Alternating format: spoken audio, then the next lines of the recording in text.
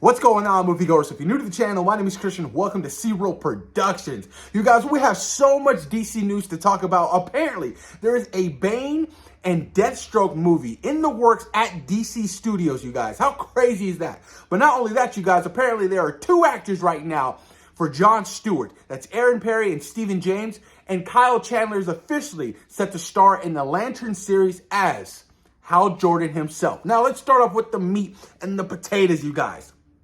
This broke news about an hour ago. Bane and Deathstroke, a spin-off film at DC Studios. Bane and Deathstroke, big Batman villains. I mean, Deathstroke was teased in the DCEU, right? With Joe Manganiello, you guys set to play him. When he appeared, we all lost our mind. The test footage of seeing him in suit, the costume was absolutely amazing. And the fact that, Deathstroke was going to be going up against Batman in that solo Batman film with Ben Affleck, you guys, a lot of fans were losing their mind. Deathstroke is one of the best Batman villains out there. So the hype around his character in the DCU, guys, was so big.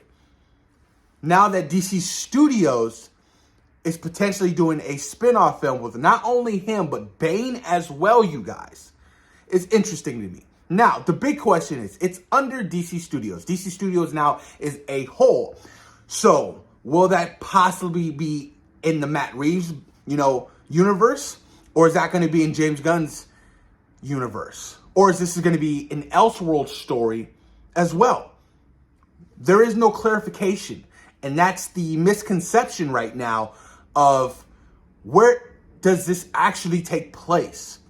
And that's the frustrating part as a fan. Because they can announce all these projects all they want, right? Or they can not even announce it. Well, they can come out from the trades, right? And us fans are like kind of confused. Well, what universe does this take place in? Is it in the Joker? Is it in the, the Reeves verse? Or is it in James Gunn? Having your different universes complicates so many things. Now, if Bane and Deathstroke are going to be appearing in James Gunn's DCU, I'm completely okay with that. But now that takes from what Matt Reeves wants to do over with his universe. And I'm pretty sure James Gunn and Matt Reeves have already talked it over. Long talks. What are you doing for the Batman Part 2, Part 3, your spinoffs? Okay, we won't touch those characters in our universe. It's already been confirmed that Matt Reeves is going to be he's going to be establishing his more grounded Batman like the Nolan verse. So to see the fantastical elements of Bane injecting the venom and getting massive is not going to happen. It's not. And to see, Deathstroke could potentially do, you could do a Deathstroke in, Matt Reeves' universe. It could work. Honestly, it could work. So I'm curious to know what universe this actually takes place in, you guys. And they have a writer. Matthew Orton, you guys, is going to be writing this for DC Studios. So I'm like, who is Matthew Orton? What has he done? Oh, he wrote Captain America Brave New World?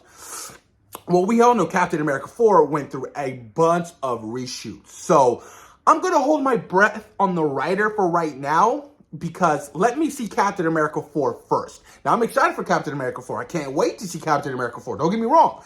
But with all of the reshoots and the overhaul that film had, it means the story was lacking, you guys. And the action was lacking. And I need all the action in the world when we're talking Bane and Deathstroke, you guys.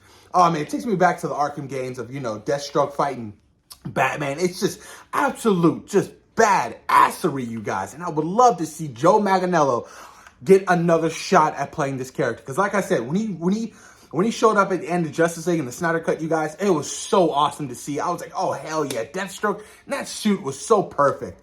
And to do Bane right this time, I love Tom Hardy, but, that was a more realistic, grounded version of Bane. You know what I mean? He was just, really, really strong. But I would love to see, Bane be massive and towering over, Batman and other, heroes and other, people in the Rogue Gallery. A lot of people are speculating right now how it could possibly be, like the Secret Six, and it could lead to the Secret Society. I know Deathstroke was leading the Secret Society, and Bane was leading, the Secret Six. So in the article itself, it said that it's still unknown. The plot is unknown, and it's unknown if they're going to be the main central characters to this story. So there could be more Batman villains potentially in this spin-off film for DC Studios. Let me know what you guys think in the comments down below about a Bane and Deathstroke spinoff film. I think it would be absolutely fun, but also at the same time, like, it's kind of weird. Like, if this is set in Gunn's universe, you want to establish your heroes first. Like, let's establish your heroes first. And I know Superman's coming out. There's, it's going to be a massive film. Other heroes going to be appearing. It's a film where heroes have already been established. So Batman is already established in his universe. So I get it, but I just want the heroes of that universe established and to appear first before we focus on the spinoffs, before we focus on the villains. I think it's essential and important to have your core heroes first, you guys. And, that's what they're doing. Supergirl, they start shooting at the end of the year. Lantern starts shooting at the beginning of next year. So you already have Supergirl, you have, your Superman, you have your Green Lantern. Who knows? Bruce Wayne could appear, or Wayne Industries could appear in Superman next year. We don't know, but let's see what happens, you guys. Moving on, you guys. So Kyle Chandler is set to play Hal Jordan in the Lantern series. But in his contract, you guys, it's no longer going further into the actual film. So it's a kind of one and done kind of thing. Now, Kyle Chandler is a great actor. The fact that everybody else passed on the role, like your Ian McGregor, your Matthew McConaughey, your Josh Brolin, your what's his name? Oh my God, Timothy Olyphant, your Chris Pine.